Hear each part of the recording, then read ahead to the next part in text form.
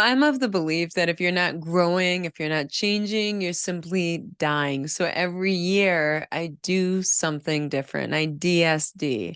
I mean, everyone has known someone that maybe they've worked 20 years as a speech pathologist, but for 20 years they've been doing the same practice.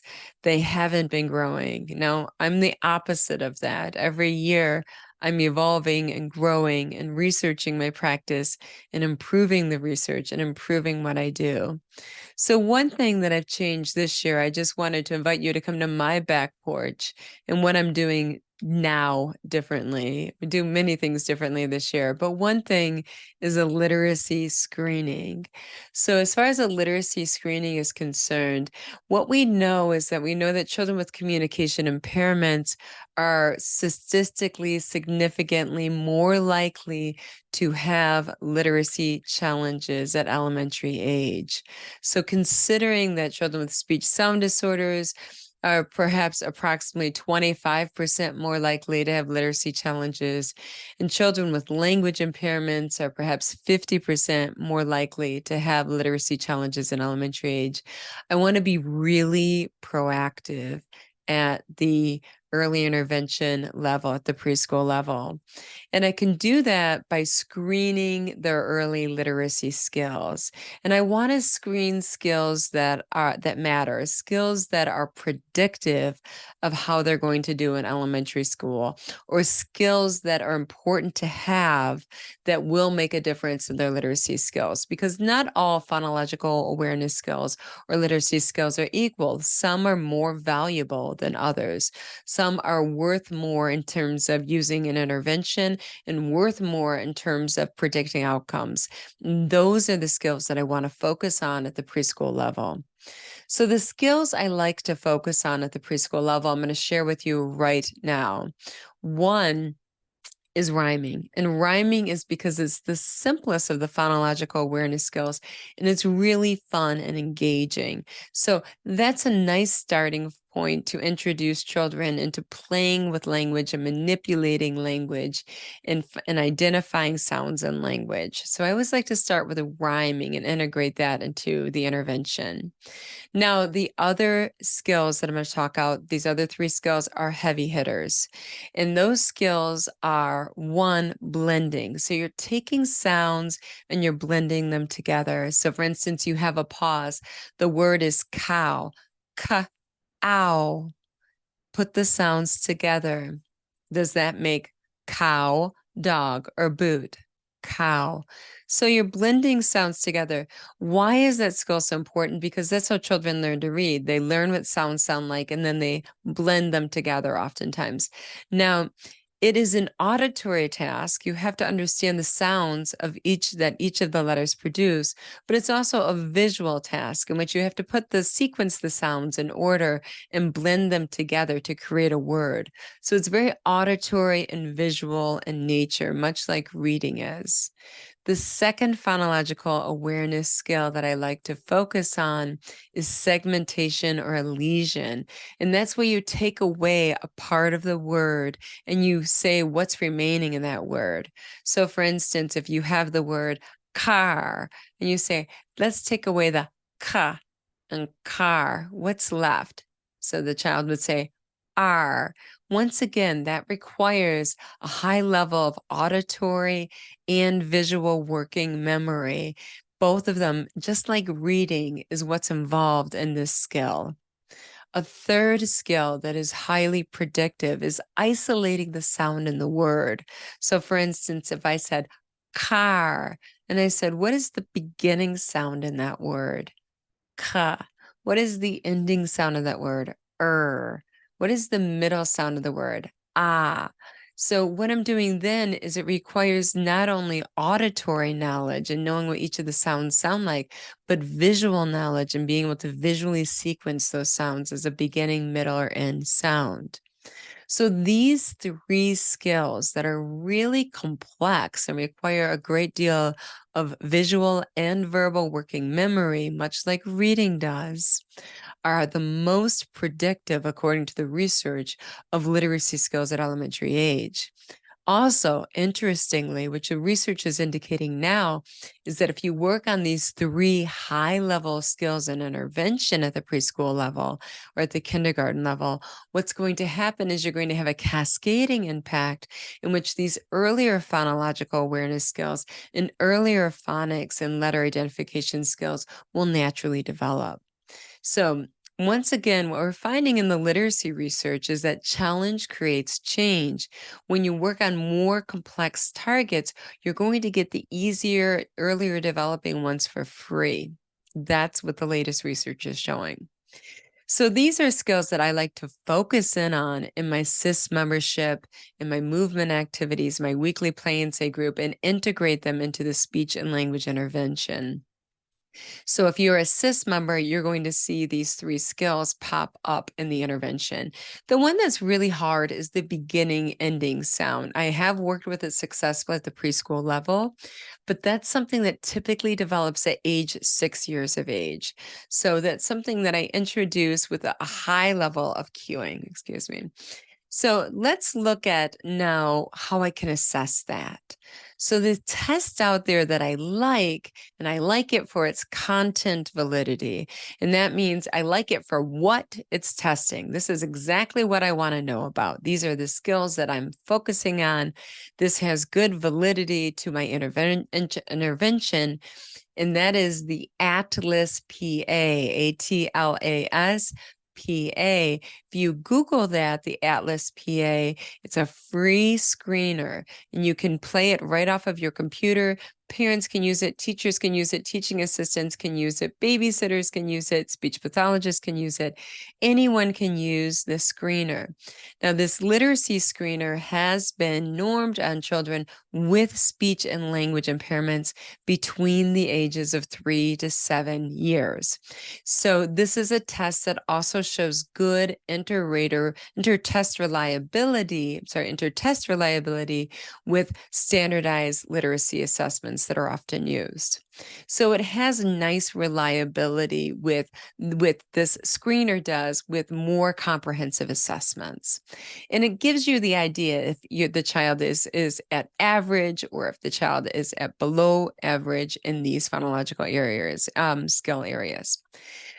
Now, the problem with the Atlas PA for me has been this. Now, this could just be a Kelly problem. You're going to have to try this out for yourself. This could just be my internet. It could just be my laptop, my situation. But I found that the Atlas PA, it's a computerized digital test that you need internet access with. It is very staccato, the directions are. So it seems very old school, the voice behind it. So it's like, put the sounds together. So it sounds very computer-esque. Then, and on top of that is when you try to transition to the next picture or the next item, it takes a very long time sometimes. So you just can't do that. You can't have long transition times between test items because that's when children end up under the table or out of the room and they check out. So these are problems that I had giving that test on the computer. However, because I like the content so much, because I like what it is assessing, which is exactly the skills I'm interested in, what I did is I screenshot each of the pictures, put them on a PowerPoint on my laptop, and I typed out verbatim what their instructions were. I took 10 items from each of the 5 subtests. So the 5 subtests that they have is the first one is rhyming. The second one is blending sounds together to create words. The third one is elision or segmenting, taking sounds away to create new words. The fourth one is letter identification, just labeling what the letters are, uppercase and lowercase. And the last one is sound identification, letter sound correspondence, where you're shown the letters and you say what sound the letters make. Each of them have approximately 10 items. So what I did is I took 10 screenshots from each of the subtests, put them on my PowerPoint, my Google Slides, because I'm a Google Slides person instead of PowerPoint. I like it available on every computer I go to. Put it on my Google Slides, and I typed in verbatim the instructions they use. I'm not going to be using their standardized test, but what I'm going to be using this as is a criterion test, which is simply a test where I can find out, what do you know on this subject area? What do you know on this skill? And that's really what I'm interested in. I want to know where all of the children on my caseload lie in the beginning of the school year. I want to see, where are they at the end of the school year? Is my intervention working? Is integrating the phonological awareness task, integrating the alphabet and the phonics into the speech and language therapy, into the movement activities, into the SIS membership Google Slides deck, the SIS membership movement activities that I use, is that improving their skill set in these areas? So that's what I want to know. So by having that percentage, I can say, okay, in the beginning of the year, they had it rhyming 30%. By the end of the year, they had 80%. Okay, in the beginning of the year, they knew 2 letters. At the end of the year, they knew 10 of the randomly assorted, presented uppercase and lowercase letters. So it gives me nice criterion measure, which is all that I'm really interested in, because I want to see their growth over time. So that is why I give the Atlas PA, and I hope I don't get in trouble. It's a free screener for putting it on my own laptop and putting it on my own Google slideshow. I did that because the content was good. It's like, yes, this is exactly what I want to know. And it showed reliability with the other comprehensive assessments and battery on literacy. So this is a reliable assessment. I want to get an idea of where these children are. I'm not using their standardized scores. I'm not using any of the numbers. It's just for my own measurement of criterion. You had this % correct in the beginning and this % correct at the end. Those are the only comparisons I'm doing. Child versus child, child against themselves, and where they were in the beginning of the year and the end of the year. So that is something that I'm doing something differently this year. And I'm doing it with the majority of the children on my caseload that are able to engage in standardized testing. And it's a large caseload. My caseload in the beginning of the school year right now, it's in the 40s. By the end of the school year, it's going to be well over 50. And it's working very well. The assessment only takes about 15 to 20 minutes to make. One thing I did to make it more fun, so I've just left the standardized testing world. So I always care about how fun the situation is some parent gave me this big pom-pom on a pencil. So it's a big like pom-pom that's the size of a plum, and it's at the end of a pencil for Halloween. And they tap on my computer screen which of the pictures when they're answering the question. So the question is, for instance, oot, and, put the sounds together. Is it boot, saw, or bone? And they'll take their pencil with a pom-pom at the end of it and hit the word boot, and then you just do your clicker to move the slideshow forward. You press your space bar or your right arrow, move it forward. So that kind of makes it fun, the pencil with the big pom-pom at the end of it to touch the different pictures on the screen. So that is something that I'm doing something different. I just wanted to invite you into my back porch and let you just know one thing that I'm doing differently this year. And it's really working out so well in the baseline. I have tried the Atlas PA. I encourage you to do that, of course, as a first measure. Try what I tried and see if that works for you. Maybe the computer, you're having no problems whatsoever. It's quickly transitioning from one to the next, the slide is. And then that's the case, use that method, because that's going to be more reliable. And you're going to be able to compare that to major assessments as to where the child is scoring. So of course, that's what you're going to want to do if the computer is going to be behaving for you. It wasn't behaving for me. And it is an adaptive test. So for instance, I think what happens is that if the child is getting all of the items correct, they're going to make it a little bit more difficult. Or if the child's getting all of the items wrong, they're going to pop out an easier item. So I think it works in that way. And I think they give you less items if you're getting all of them correct and more items if you're getting them all of them wrong to reach a ceiling.